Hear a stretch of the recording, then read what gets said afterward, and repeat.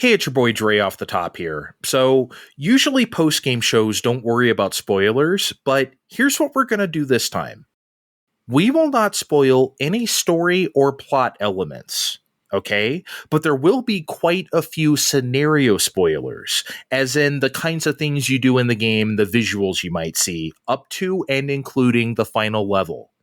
Okay, but we will not give you any context as to why those things are happening, or at least as little context as possible, because obviously it's somewhat unavoidable when talking about a game like this. So we thought we'd warn you about that up front, but just know that, in our opinion, split fiction cannot be ruined by anything we say here today, because nothing can actually take away the thrill of playing this incredible game for yourself.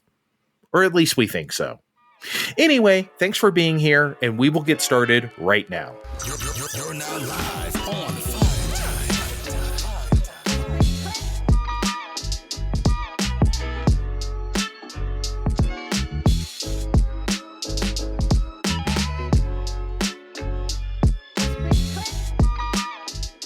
Hello, party people. Hello, split people.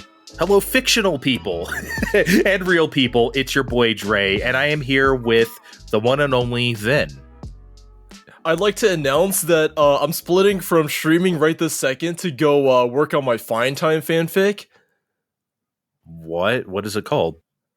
It's called Oops All Triangles. I don't think that's a world anyone wants to be in. I mean, maybe I would, but I mean, I think that only appeals to me. I'm sure there's someone in the audience that would love that. Somebody might. All right. So, as we said up top, and as the name of this podcast implies, we are here to talk about split fiction, baby. I almost can't believe we're here because I kind of picked this game up on a whim because I watched a little bit of the Digital Foundry on it and it looked cool, right? And it's like, oh, hey, it's only $50. That's also cool. And then I discovered both players don't actually have to buy the game. Only one person has to buy the game, and then the other person downloads the guest version of the game, and you can invite them from there. Cross-platform, too. I mean, we both played on PS5, but it works that way as well. So I proposed this idea to Vin, and he quickly agreed, and we played the split fiction game. You still owe me $25. Well, you're not getting that $25. I don't want any fucking money. I don't want any fucking money. It's the friend pass is such an ingenious idea, but even from the initial reveal during the Game Awards last year, I always thought the idea was immediately satisfying. Juxtaposing sci-fi and fantasy was wild, right? And I always was curious about Haze Light's reputation given the context of It Takes Two being so widely respected, except by you, because I rib you all the time for your peanut gallery take regarding your Game Awards episode in which you said It Takes Two was an objectively wrong pick for the 2021 Game of the Year.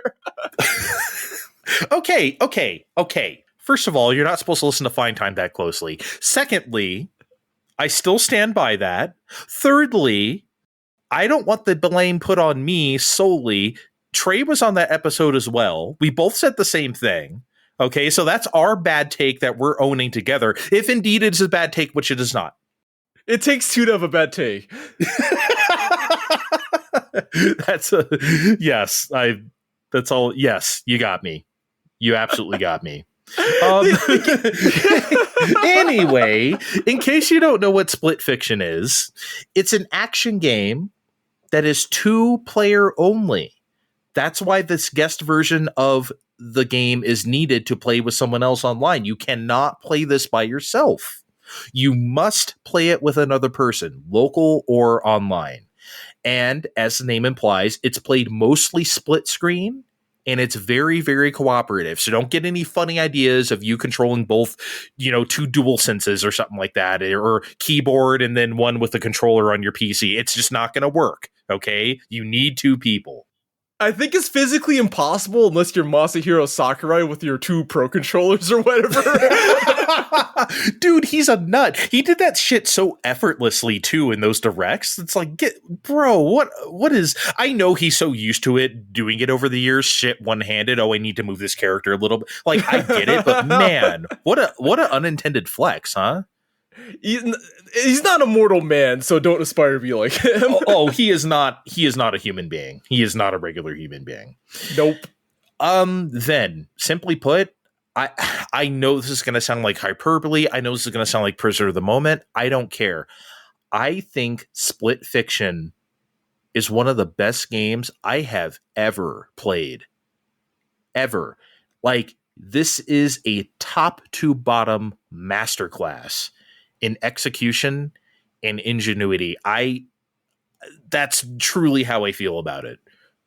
I feel the same way, and I was blown away by the sheer amount of creativity, and this game really proves there's just so much potential in video games. Like, there's so much that you can do, and as I always say, you can always tell when someone's having fun making something because that joy is coming through to us, right? There's a extremely clear vision that they realize, and I guess that Joseph Ferris guy isn't all talk after all, huh? I mean, like, I've always liked that when he gets on the Game Awards and says fuck you and fuck everybody, or he drops all the fucks, right? I do fuck like the Oscars. Yeah. Oh, by the way, I liked how this last Game Awards where he gets up there and says, like, fuck you guy, or whatever he said, and then, like, Randy Pitchford gets on there and is afraid to say fuck.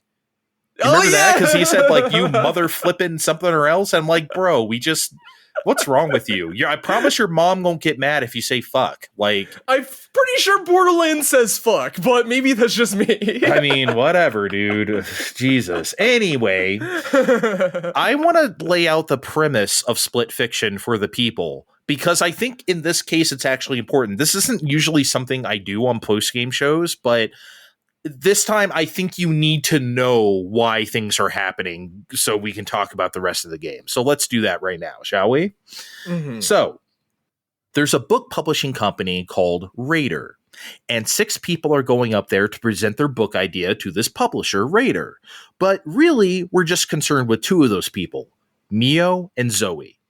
And they take the elevator up this big publishing building, they get to the meeting room, and they soon realize that they're not going to actually tell the publisher their book ideas, but they're going to be putting on this cyber suit and getting in this cyber pod that connects to this big machine, and then that extracts the ideas from their head.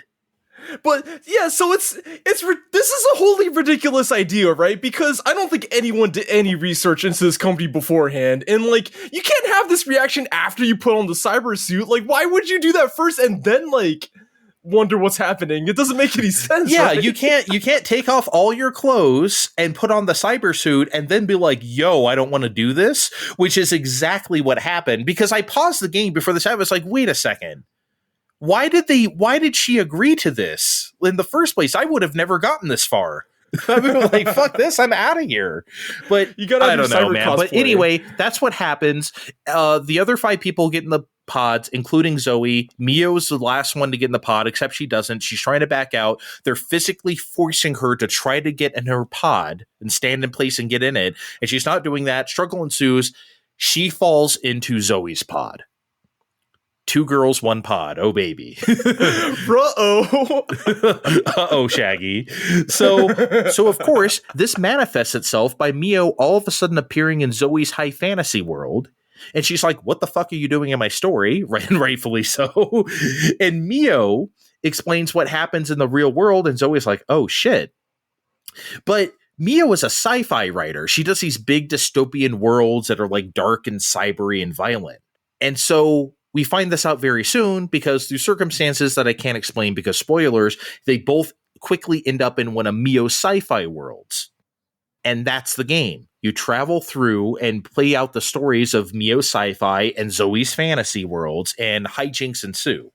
And of course, since they're very different writers, that means they're also very different people, and they don't like being in each other's stories, which leads to some fun tension and humor and all that stuff. So that's the premise of Split Fiction. It's a lot of shenanigans, for sure. Yeah, and I think that was just important to know going forward, just because, that's all the gameplay is defined by that premise. Yep. Would you describe Split Fiction as an arcadey 3D platformer? Or like, I guess, like, if you had to describe it as one thing... See, that's the simplest term, but I don't know if that is necessarily fair to the game because to some degree, you could also quantify it as a co-op puzzle platformer, but I don't know if that's necessarily accurate either. That doesn't really explain it. I wouldn't call it a puzzle platformer. I mean, you do solve quite a few puzzles, but I don't think I would say that. Yeah, see, it's hard, right? Because arcadey does convey a lot of the movement thereof, but I just think it's more than that. It kind of transcends that, so I don't really know.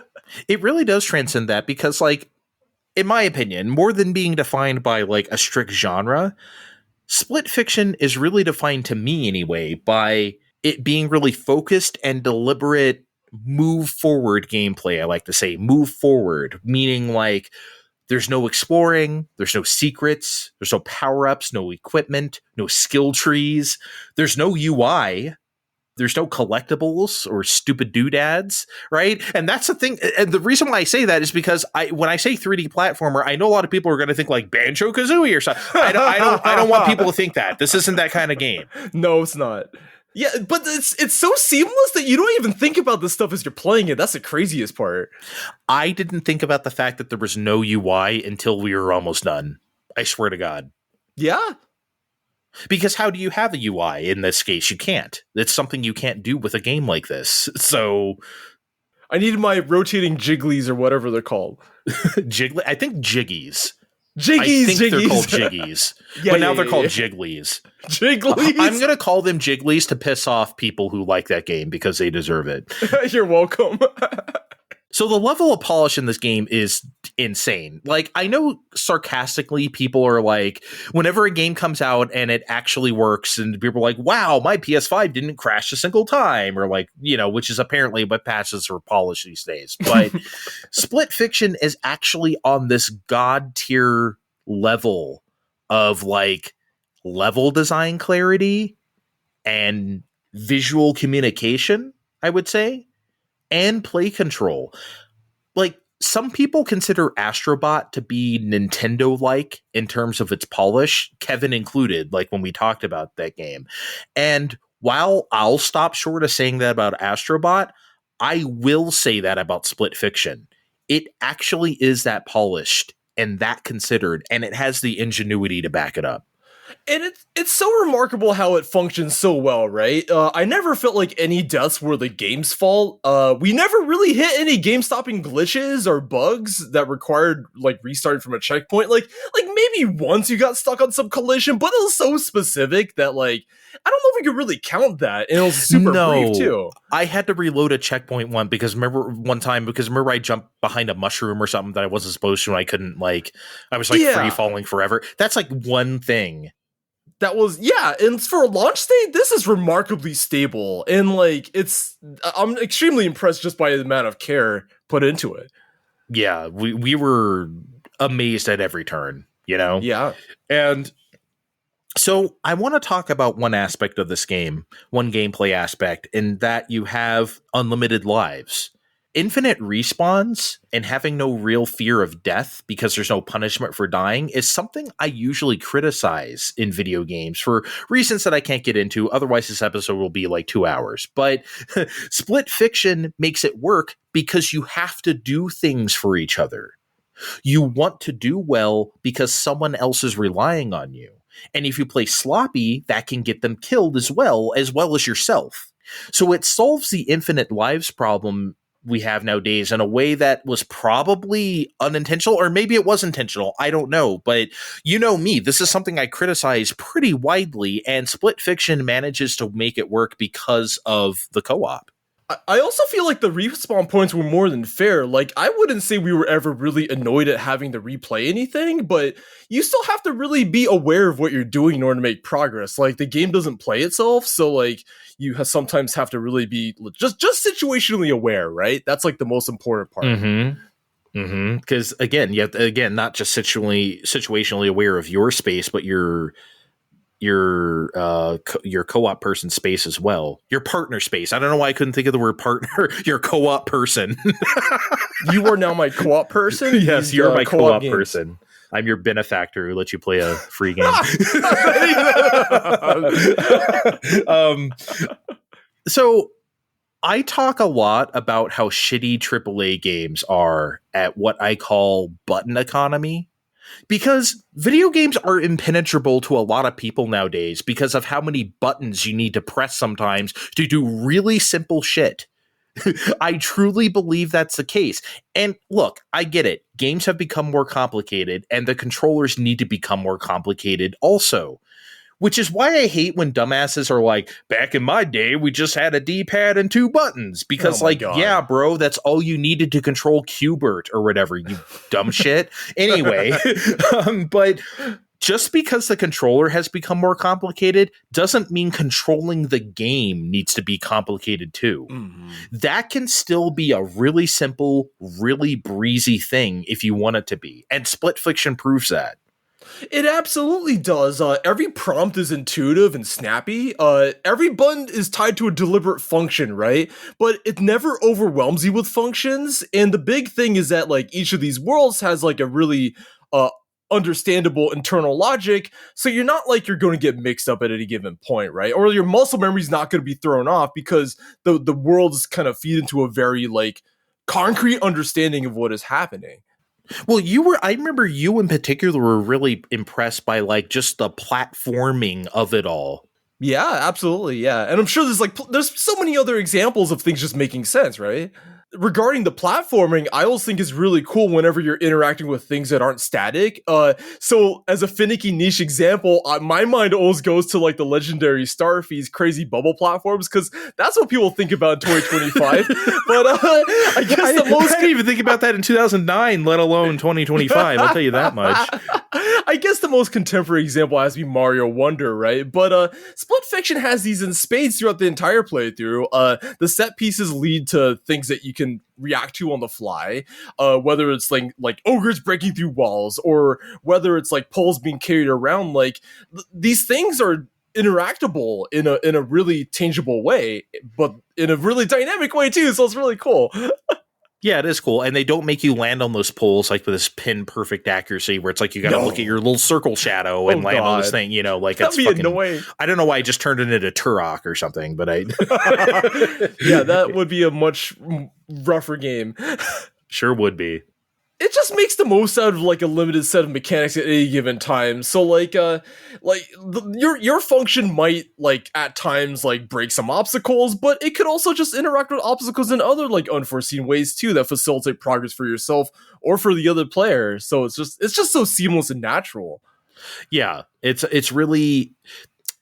I really don't like when people call things streamlined because I usually think that's a bad thing because we're removing things that like, you know, I used to like. Things being streamlined isn't always good, but in this case it is. You know, I do like that we just have the economy of not just buttons, but also, like you said, your mechanics do several things, not just one thing.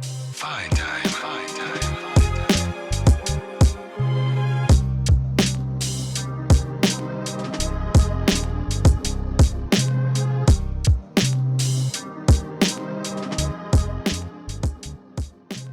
Let's get deeper into just co-op in general and the way you cooperate with each other in this game. But I think a little backstory, little Dre lore is necessary real quick.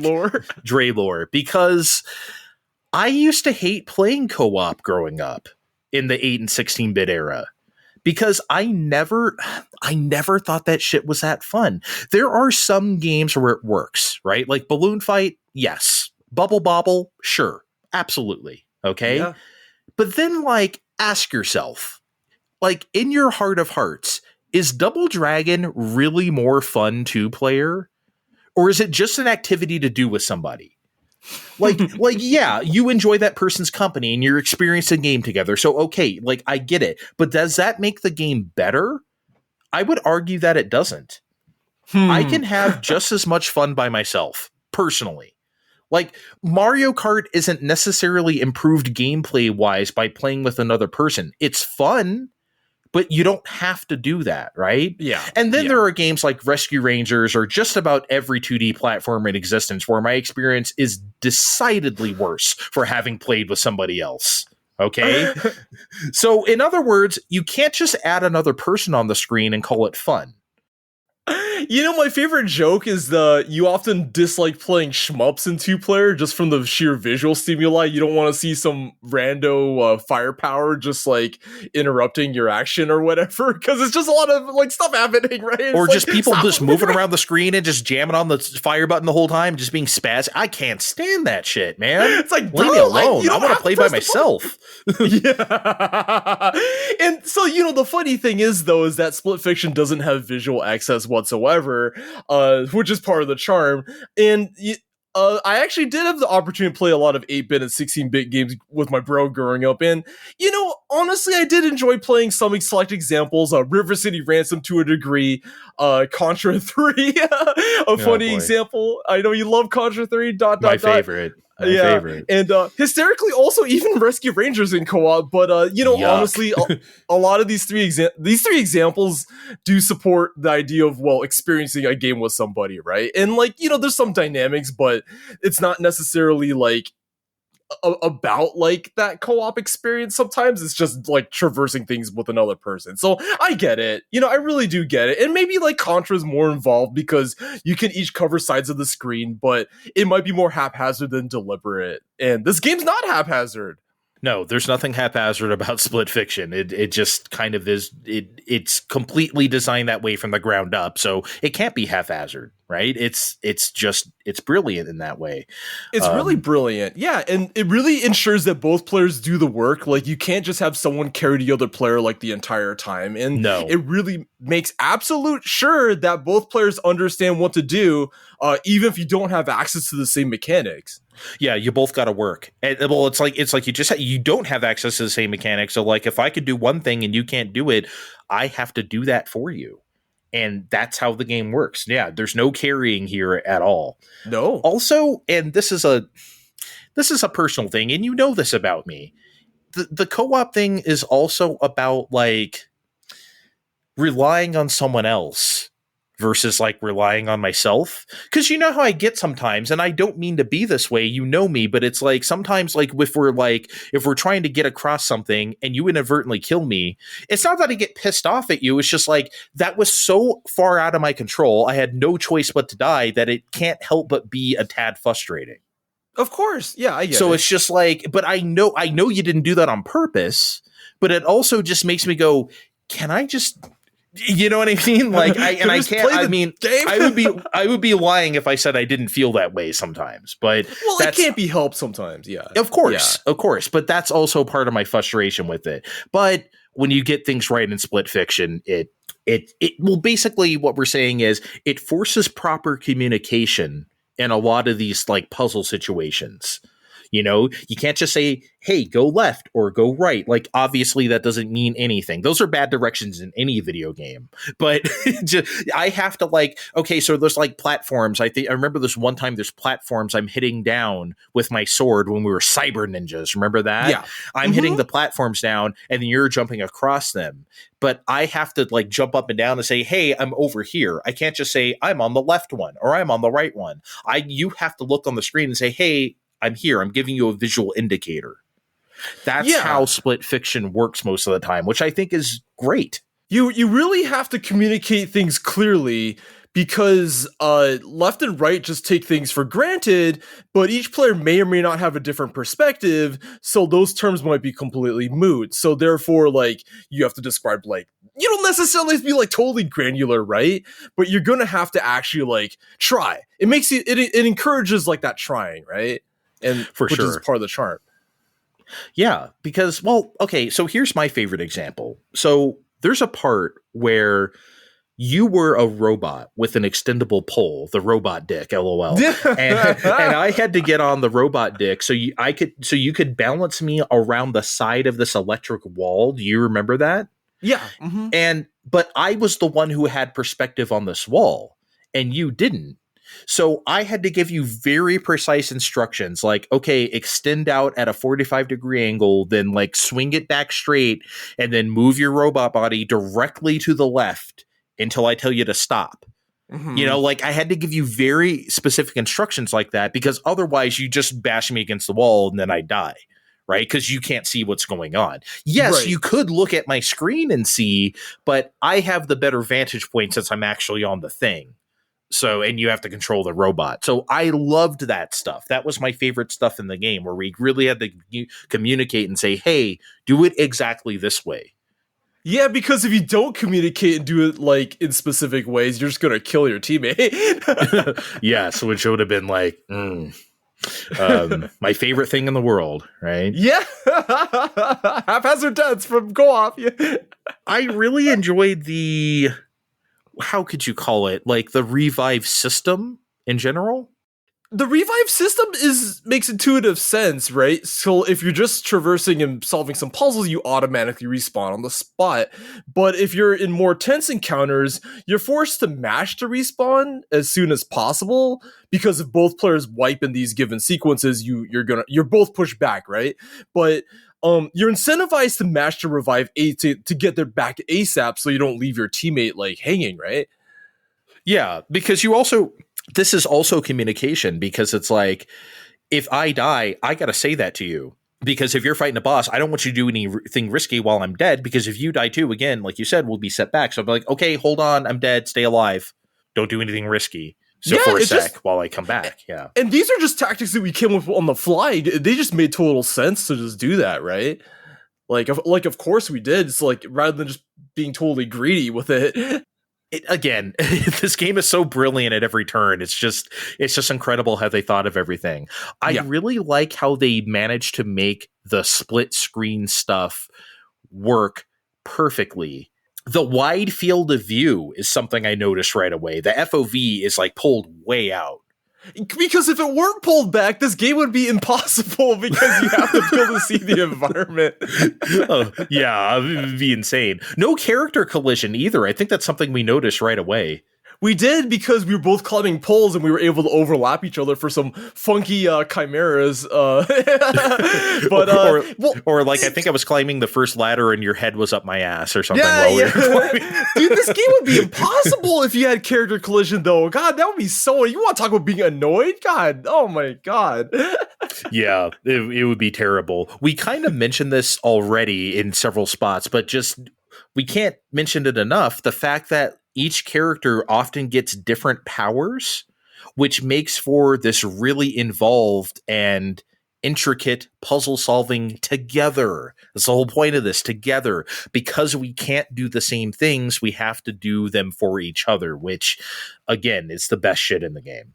In my mind, always goes to the fantasy worlds, because each player has asynchronous powers, and there's one case where each player's transformations are like completely different. So we had to figure out what each of us could do, right? So like we had to push the limits of our powers, and because they don't even remotely overlap. Like there's like seriously some like land versus sea shenanigans going on. Yeah. So we really had to be aware. There was one area where you could swim and I couldn't, and then I could I could turn into Groot and like move these like trees or whatever, like and then you had to like pass through, but then like I could, but then I was also could turn into a fairy, so I could like fly over these gaps where you had to like swim through them or something, or make platforms for me, or lily pads. Remember that shit? The lily pads. Yeah. It was just so much.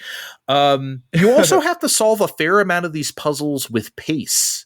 Like sometimes you do have time to take it slow and figure it out, and then other times you don't. You got to keep that shit moving and figure it out. Otherwise, something chasing you is going to kill you, or something is sinking and you got to figure it out real fast. Yeah, there's definitely points in the game where things are certainly timing based. So like you're going to have, again, that feeds back into the whole communication thing. It's like you have to use your power at this designated time or I die, right? So I mean, it's not insurmountable. You just got to be careful. Yeah, and also you're not together the whole time.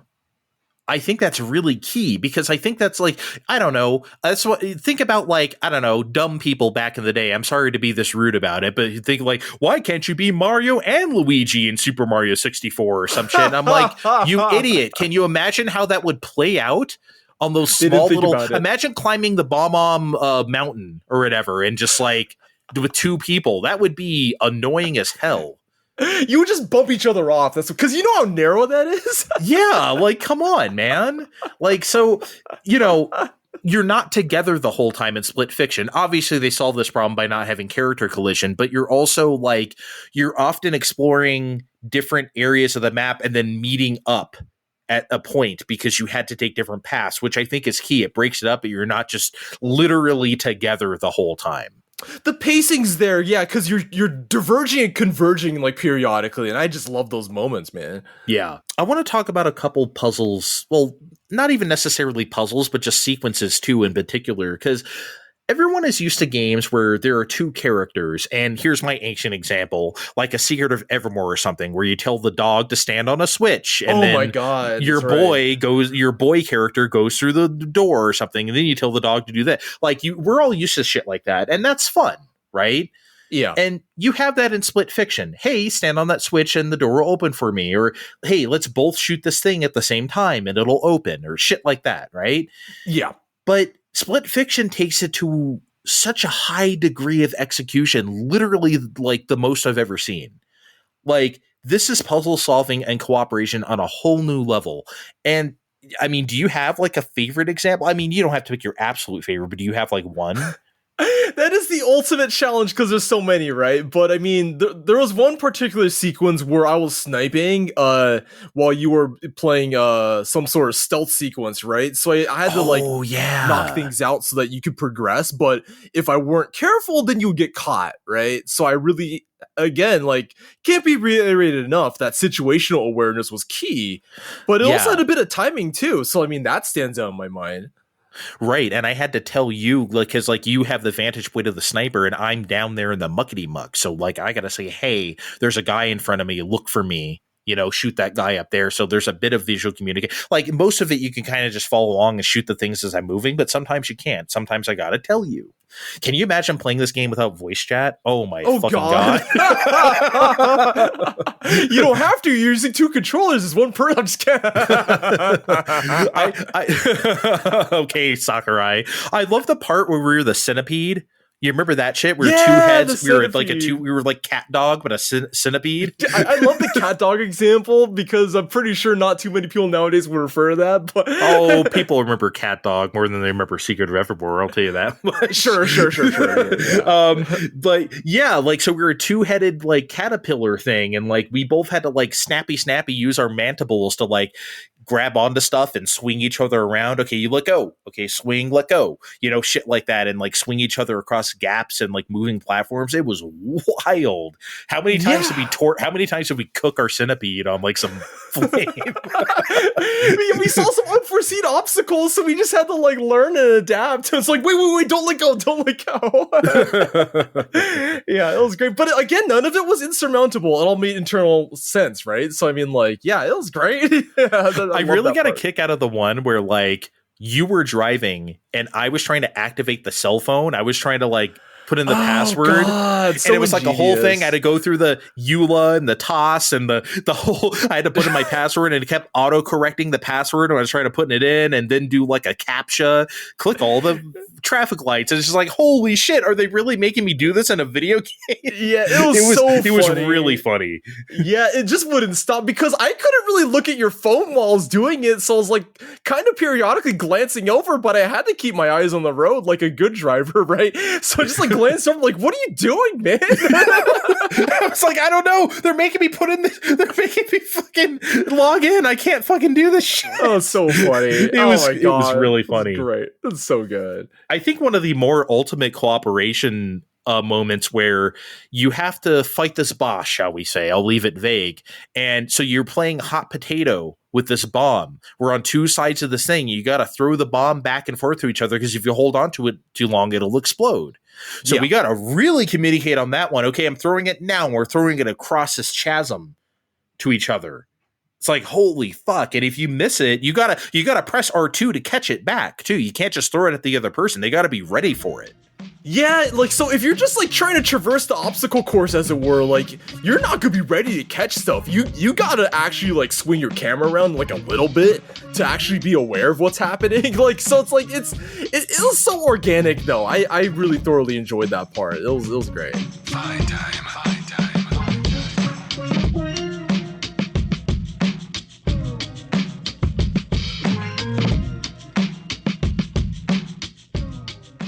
I guess one thing that really impressed me about the game in general was just the sheer like graphical fidelity and the sheer variety of locales. Because like back in my heyday, the graphics on PlayStation 5 now. Graphics on PlayStation 5, indeed. Yeah, imagine running this on the PS4, baby. It wouldn't run very well. It wouldn't run at all. You're not gonna be able to split no fiction that way. I'll tell you that. No splitting. But yeah, in my heyday, I was preparing to be a 3D environment artist for games, so I saw the terms like hard surface portfolio and like organic modeling tossed around all the time. But seeing both natural and sci-fi locales like done with this much like finesse, it was crazy. Like there's so much confidence in these environments because they had a solid direction, and you can't half-ass this stuff because, buddy, you can tell like right away when someone's just like half-assing it. Oh yeah, especially in a game like this. This would be a good time to mention that the machine, the pod that they're in, isn't just extracting the story that they were going to present to the company. It's extracting every idea they've ever had from their head, such as story ideas they never completed or stuff that they made up when they were kids, which gets really wild. So crazy. Have you ever wanted to like relive your Babe fanfic that you made when you were a kid after you saw the movie Babe? Honestly, you can. I probably would have buried that in my subconscious, but I guess if you have a subconscious like digging machine, I guess it's not really an option. Yeah, that's literally what happens. You do literally visit their subconscious. So, I mean, hey, what can you say, right? But yeah, not only do these side stories provide some really nice gameplay variety, it also allows the game to have fun with the visual variety. Like there's that one sketchy world, right? Oh, I love that stuff, man. That was great. Yeah. Oh my god. That was cool. I think my favorite was the dentist one with the teeth. Oh, it's terrifying. Well, I like this how colorful it was, and it gets really off the chain real quick. Yeah, it sure does. This game is made in Unreal Engine 5, and it is the most performant game I have ever played so far in this engine. It runs at 60 frames a second. We did not drop it a single frame the entire time. We played this on PS5 once again, and like, man, this shit was so impressive. I guess it's just good to see a game made this way in Unreal Engine 5 that's this performant, almost in an ID Tech kind of way.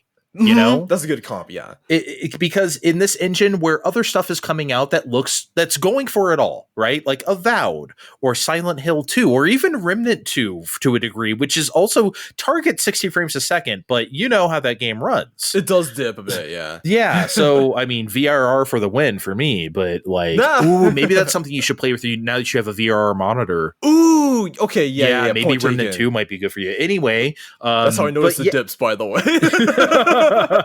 But yeah, like it's really great to see something clearly made purely for performance like Split Fiction and also look great. Yeah, and that's the thing, like even though like it is built for performance, like you could still tell the benefits of Unreal Engine 5 because of the sheer geometry and the lighting. Like I wouldn't say necessarily it pushes like that lumen envelope there's definitely lumen though. You do get some nice reflections. There are some impressive reflections, yes. Yeah. But yeah, like again, like there's so much geometry, there's so much quantity, there's a lot of moving objects, right? So in select moments, you'll often see visual access, a bunch of like creatures or will show up on screen and they'll all be moving, which really creates this sort of like captivating sense of stuff happening, and you can't do that on previous machines. There's no way that would ever run. And I think one thing that really stands out in my mind is the Cyber Club. You're like you're platforming over this club full of like people partying down below. So I couldn't believe what I was seeing because like there's just so many people down below, and like they didn't have to do this.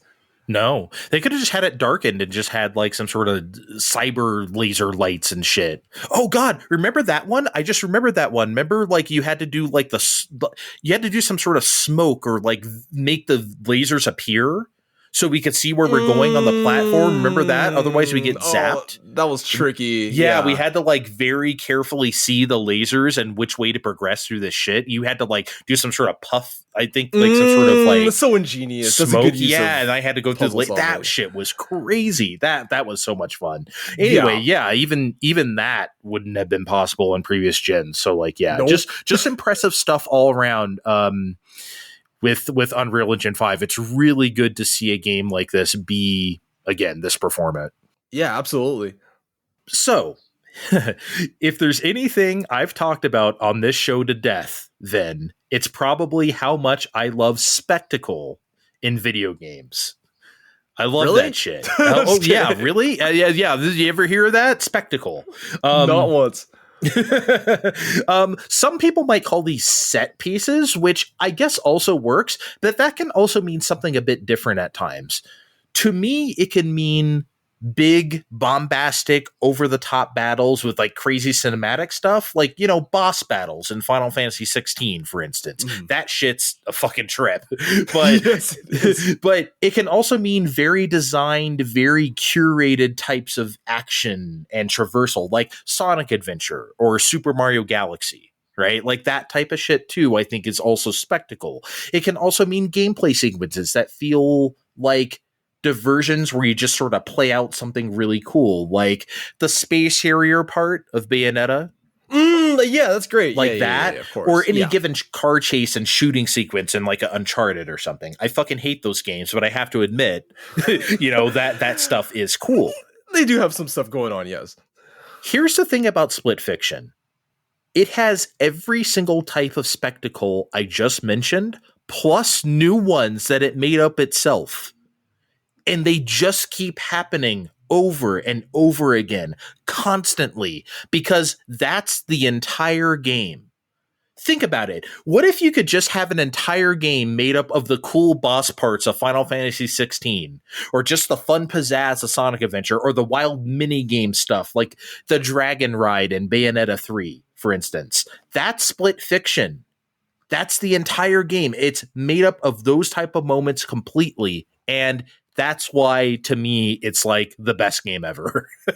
It's so consistent, though. Like, the hits don't stop. The hits keep coming, man. They don't stop. That's the craziest part about it. Yeah, you think you're going to get tired of it, right? You think it's like, oh, because this game is like 12 hours or so. You think like, okay, they just can't keep doing this. They can't keep getting away with this. But they do. Yeah, but they do. They do. They really do. You wanna say some of your favorites? I know you were impressed by quite a few of these. Yeah, oh man,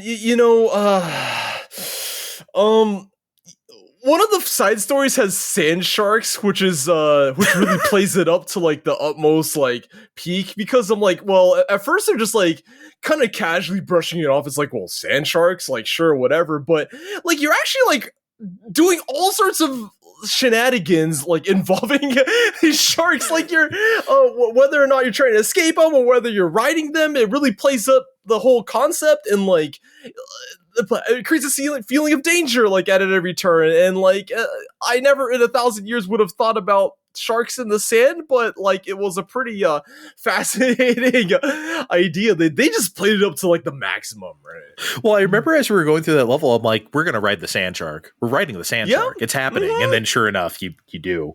I think one of my favorite things was like the cyber highway tube where you're jumping across traffic.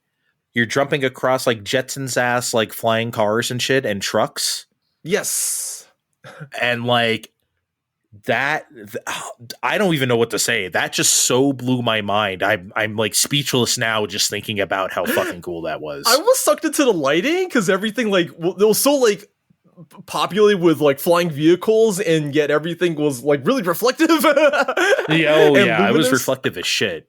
Yeah, that was great. Remember the pinball table? There was a straight up pinball sequence. I was also not really expecting that whatsoever, but like it has all of the mechanical details that play well, by the way. Like it doesn't play like shit as some digital pins can, but no, this felt solid. It looked the part.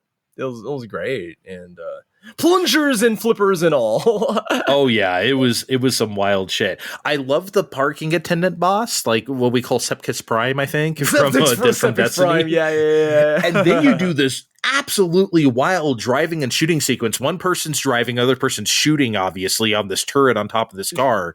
But like the person driving is not just like dodging a few cars. You're like jumping between these giant cyber tubes. Yes. It's crazy while the other person on the turret is like shooting people out. I was on the turret, so I didn't really understand like we did some replay as like the other characters just to get a taste for it. Driving was really crazy. I'm glad I got to experience that. Doing the turret stuff was fun, but man. It's actually pretty tough because, like, you have to gauge what's safe and what's not on the fly, and if you don't, you both die, right? You crash and explode. So, the act of jumping, again, like, just being aware of what's out there, like, you really kept on the ball, and I love that, man. Like, just jumping and also shooting, too. It was really involved. That was great. It absolutely was. Just so cool. You want to talk about some of the bosses real quick? Any of them? Maybe even just a couple? Just because, like, that's spectacle, too. Yeah, because that shit was crazy. I think my favorite boss, personally, was the tank. Oh, yeah, the tank. Yeah, I love that part because it really made you pay attention to where you were driving and targeting specific parts of the boss. And like I bumped into so many different things on that tank, I'll tell you what. Oh, it was tough. Yeah, it was something. But yeah, it's really easy to die on that one, but it's cool. I think a favorite of a lot of people, and probably you too, was the robo dentist. Yeah, this freaky ass like. Oh man, it's free. I have like a stop motion horror film or something, man. Yeah, you know what really got me is that the boss can actually literally pin you down. So at first I wasn't really sure what was happening, but like, I mean, it's a dentist, right? So you can imagine the rest. But I'm just like, that imagery really stuck with me, and we had to like try to free each other on the fly. I'm just like, just crazy. I think another boss that I really enjoyed was there's a dragon which has this really grandiose like cinematic scale, and it has different like mechanics because like whether you're flying towards that boss or whether you're like mounting them, like it makes you do the whole works, and like it feels like it's almost like all the different highlights from other genres but fused together, right? In this really like really seamless like bombastic whole. Oh my god, I get goosebumps thinking about that. It was it's just excellent. I know I said the tank one was my favorite. I don't know if that's true. I think all of them are just. It's so hard to pick. It's impossible to pick. So there's so many more bosses too. That's the thing. You know what made a lot of this stuff fun sometimes, especially in Mio's cyber worlds, if you will, is that sometimes there was some really gratuitous violence. It was excellent. I really loved it. Just punctuated. I remember this part where there were cyber ninjas. She just jumps on this other guy's motorcycle and she just like stabs through the head, boom, and then just like flips him off the bike or whatever. I'm like, whoa! I wasn't expecting to see that. Rated T for teen. Yeah, you know, it's wild, even though on a sheer technicality, yeah, sure, they're probably not real because they're just figments of their imagination, but at the same time, like, stabbing a fool and, like, tossing him out, it's still, like, a really striking imagery, right? And, like, it's not the only times they, like, stab, like, people, it's just, like, ridiculous, and, you killed that guy, right? I mean, this, whether you imagine it or not, you kill a fool, yeah. He did. I love the Hydra boss. Oh god! You cut off their heads in a way that is just like, whoa, we're really doing this? Okay, I guess we remember that? It was a cooperative thing. We had to line up on either side of the head. We had to say, hey, go for that one head, that head. The way it played out was nothing I ever would have expected in a game, I'll tell you that much. And like, and I guess one of my favorite like poignant moments of like violence was also like the end of the pig sequence. Like I wasn't really expecting the way that went down. Yeah, what? You weren't expecting to turn into a hot dog through the grisliest means possible? I mean, I was not. I was certainly not. We have to talk about the final level a little bit. We don't have to say everything, but as one can imagine, if you're listening to this, the two girls do write different types of stories, as we said. Mio does sci-fi, Zoe does fantasy. Yes, the final level does indeed play out where one side of the screen is sci-fi and the other side of the screen is fantasy. That does happen. It lives up to the name of the game. It does happen, just like on the front of the box, okay? And I mean, that's what it does show that on the front of the box. What do you want? Yes, it's true. It's very accurate advertising. But yeah, so that does happen, and when it does happen, it's as incredible as you might think it might be. I don't really know what else I want to say about it because I don't want to spoil too much. But man, I can't quantify it. It just, it was a nonstop roller coaster of mind-blowing moments. There's just so much creativity packed into that last level. It's so much, and even if we wanted to, we probably couldn't properly encapsulate the experience of playing it. It's just like, it's so like intelligently made. Fine time.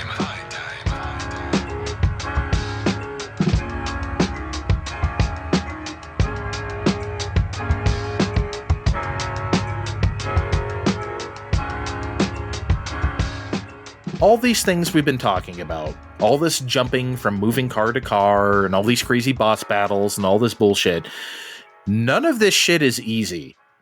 Okay?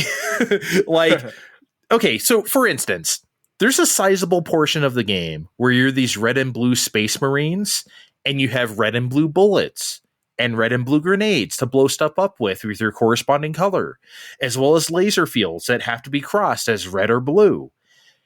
If you don't play a lot of video games, I have no idea how you're going to deal with all this shit. I feel like this is a game people might want to play with their significant others who don't really play video games. Hey, you can play this game with me, we can play it together. But that's just not going to work out. If they don't play games, you're not going to get anywhere. You better have some coordination, like hand-eye coordination and coordination with whomever you're playing with, right? And I wouldn't say any of that red-blue stuff was particularly problematic, but by no means was any of this like a total pushover. Like, we had to understand what we were doing. We had to have the timing, right? And we really had to stick things through to see it through. Right. And, the funny part is there were a few occasions where I said man, this is nitpicky or tough when I died, but hysterically we almost did it on the next shot. So, I mean, we play a lot of games, man. We play a lot of games. So we know. What if you've never the pinball sequence I've talked about earlier? What if you've never played pinball before? I mean, how the fuck are you what are you going to do? You're just going to die over and over and over again. Well, we've done a lot of pinball, so we didn't think about it, not to sound totally pretentious, but... Well, yeah, but see, that's the thing. We have, right? So we know how those kinds of angles work off a flipper and whatever. We're used to that shit. There's a lot of sequences in this game where we just kind of fucking did it, and it's like video games, baby, right? Yeah. Because, we know what we're doing, and we can see how other people would be like, whoa, this is tough. Yeah, and to be entirely honest with you, I wasn't immune to this. My spatial sense with 3D platforming isn't tip top necessarily. I wiped on a few jumps 3 to 4 times. I mean, so whether I overextended or just barely missed a jump or whatever. But I'd say it was only a few times. I got it. It took a bit sometimes, but if you have never played a 3D platformer before for whatever reason, you might possible? Be in for a time. I don't think that's.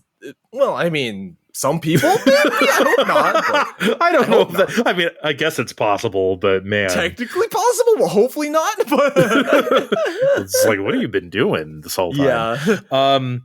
Yeah. But both of us being experienced gamers, shall we say? I hate saying gamers, but I don't know what else to say. Both of us being experienced enthusiast game players alleviated a lot of the thing I said before, relying on someone else instead of relying on myself thing, because I know what the fuck you're doing. Yep. And I can rely on you to do that. If I think I would be pissed if I was playing this with somebody who doesn't really play video games that much, because the amount of times that I would die due to their hand would just be too much for me. I don't think I'd be able to take it. You might be waiting for them to traverse some sections for a while to be nice about it. Yeah. Do you have any criticisms of Split Fiction? A game this uniformly excellent is always very, very hard to criticize. Like, I honestly don't like. The worst thing I could maybe say about this game is I guess some of the environmental details are fairly low poly. At least they are on PS5. Like the fruit on the trees were really low poly, or like there was like some frog statues later on that were like, remember I looked, I was like, oh shit, look at these or something. But like, if that's the worst thing I can say, a few low poly objects, man.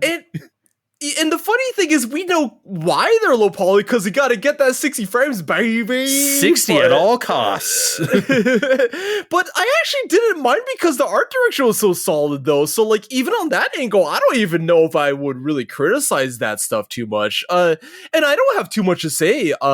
Maybe some interactables visibility was, like, a little tougher than it needed to be. But, like, then again, like, I think if you made things too obvious, don't slash no yellow paint on nothing. Like, that would detract from the puzzle solving, I think, if you did that, right? Yeah. So I mean, like, I think it was so well designed that it was, you know, I think with some observation and some patience and a little bit of coordination, everything was pretty doable. So like, I just don't really know. Like, it would just be nitpicking at that point. Yeah. I mean, like, speaking of nitpicking, I think the only other thing I could say is maybe there is a couple bad collision detection moments. Like, I remember climbing these ladders one time and, like, I died, like, 4 or 5 times, if you remember, just because I was like, I feel like that didn't hit me, but it did, I guess.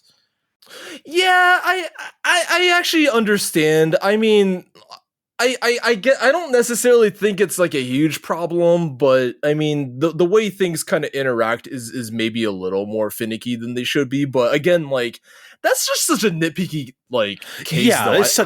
It's such a very, very minor, in a game where you can respawn infinitely. It's such a very, very minor complaint. Like, and again, it happened so sparingly that I was just like, okay, whatever, you know. We just played off of it. Like, it didn't matter that much. Yeah, it was fine. It was fine. It's not like any moment like that happened during a boss, and it's like then we get put back at the beginning of the boss because you both. It's like, wait, how did that hit me? Like, that didn't happen, right? So, and they also made the allowances because they know people are going to screw up. So like, they understand it's smartly designed. They're not going to screw you for like a single mistake. Exactly. Shit, Vin. I think I'm out of things to say. If you got anything left, okay. I got one more thing before we leave. I hope this doesn't come off as like weird or sexist or anything, but like, I don't think Split Fiction would work if it were 2 men. You know what I mean? Like, there's just something about this game that works because it is 2 women going through this journey together. I wish I could articulate why I feel that way, but do you agree? I just think it works because it's 2 chicks. Yeah, I couldn't particularly quantify either. Like, I tried to imagine if it's like 2 flamboyant guys, but I don't think it would hit the same way. I mean, so I just don't really know. But there's something about like their personalities that just like hit. I think it's like the big part of it, or in like the way they bicker and communicate. I just think that kind of it works this way. Though it would be kind of funny to imagine 2 flamboyant guys, but I don't know if it would work. What would their names be if they were 2 guys? Oh god, I didn't think about this. Marcelo and I need a Z. I need a source of Z. Oh, you're trying to do M and Z names? I thought you were just going to do whatever. Okay. I'm not that quick thinking. Zidane. Sure. Marcelo and Zidane. Definitely as appealing as Zoe and Mio. You heard it here first. Yeah. Then that's it. I don't have anything else to say about Split Fiction. This was legit one of the best games I ever played. Thank you for playing it with me, because I'm glad I played it with you and not, like, again, someone who's not very good at this kind of shit. I mean, thanks for asking, and, thanks for not charging $25 out the gate. I expect that Venmo before I end the show. I'm not turning off these microphones before you Venmo me for my $25. I'm being held captive. Maybe we'll be held captive until the next Joseph Ferris game or something. Whatever that's going to be, the dude's cooking already. Oh, yeah. they said he's already cooking up the next one, so that's great. All right, I'll let you go. I don't need $25. Anyway, that's it. Everyone go play Split Fiction. It's incredible. We're out of here. Check the description of this podcast to find our links on social media, and we'll see you next time. Bye. We'll see you next time on Fine Time.